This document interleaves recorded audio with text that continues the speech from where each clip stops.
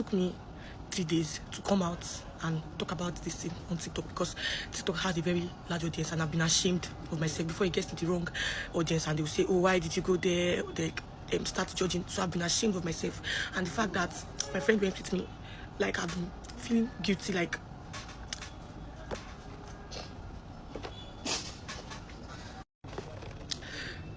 because I was bruised bad down there, I was injured. So I'm just asking for help from anywhere help can come from, so justice can be served for I and my friend, because nobody deserves to go through anything like this. Nobody.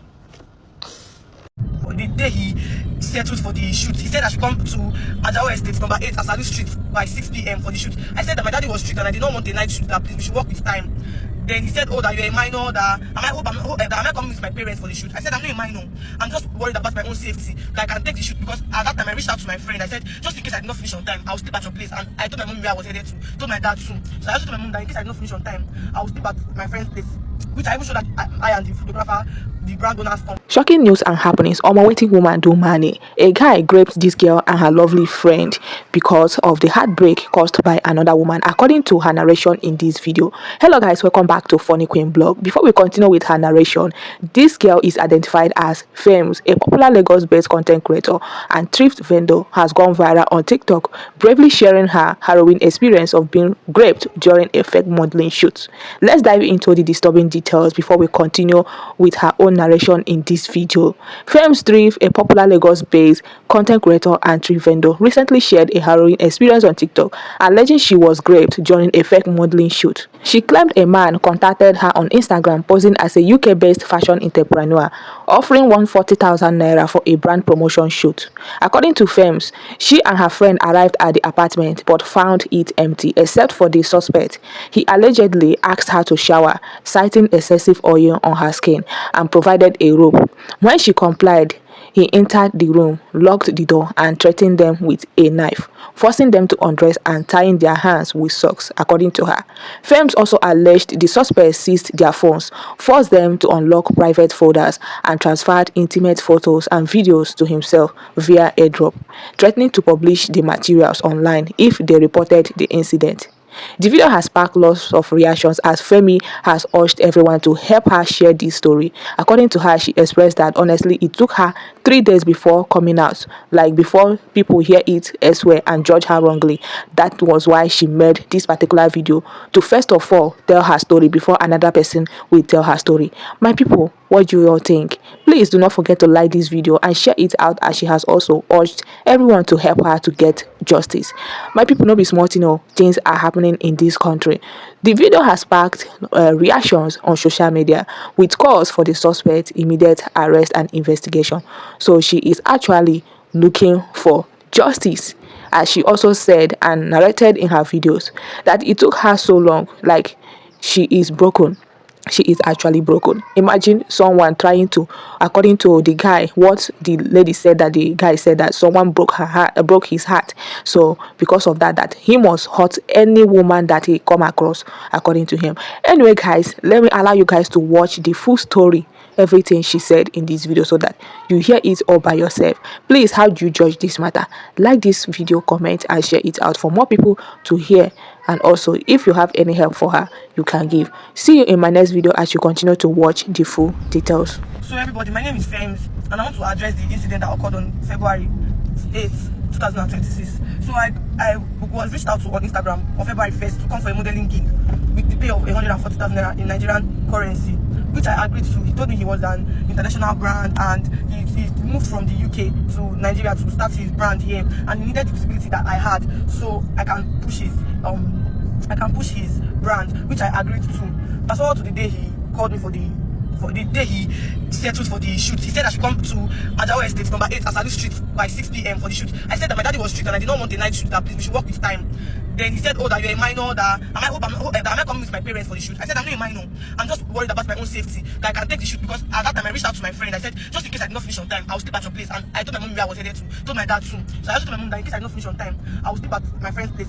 Which I even showed that I and the photographer, the brand owners conversation.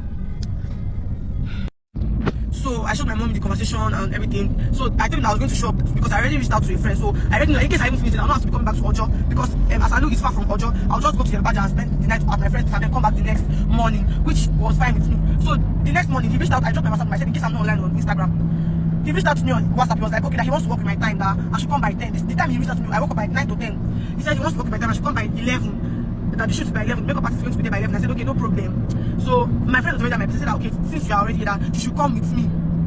Which we went together to the place. He called me when I got there. I told him I was already there. He said, who did you come with? I said, I came with my sis. He said, okay, you didn't tell me. I said, then I was like, it was impromptu. And it was like, no problem. Then he came out of the gate to pick I and my friend. So on getting inside the house, because it was the house, but it was empty. The parlor was empty. So when I got there, I said, what is this place? He said, this is a content space that he just booked for the shoot. It's a rented space. I said, okay, no problem. And I'm like, okay, you said the makeup artist was here already. Like, where is the makeup artist? He was like, she forgot something. So he said she forgot something. Now since I was not here, let her quickly go and get it, which I agreed with. Then he showed us the room where I'm going to wait, like freshen up and all of that. Because when I got in, he was like, oh, that I should go and freshen up. That I have oily skin and like heat. I said, oh, that I'm not sweaty. I just came down from AC. He said, oh, just for my oily skin. I said, no problem. So the room he ushered I and my friend to. We went there. My friend was trying to charge her phone because her phone was gone. She forgot her cord inside the Uber. So she was trying to like use his own charger to charge, which none of his chargers were working for my friend's phone.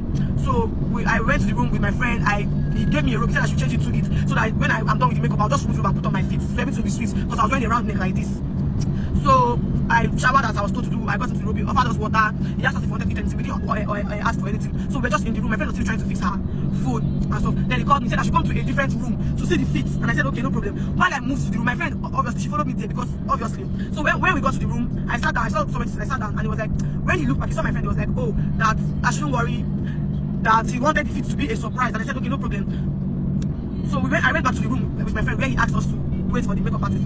So while we were there, my friend was facing a wall where a socket was. She was trying to charge her phone. While me, I was facing like I could see every corner of the room. When he walked into the room and he was like, so this key, you can use this key to shut this door. He locked the door and he was like, just in case the makeup artist is here or the photographer is here. Because he said the different photographer is taking pictures, that just in case they are here and I want to feel safe while changing, I can just shut the door. I said, okay, no problem.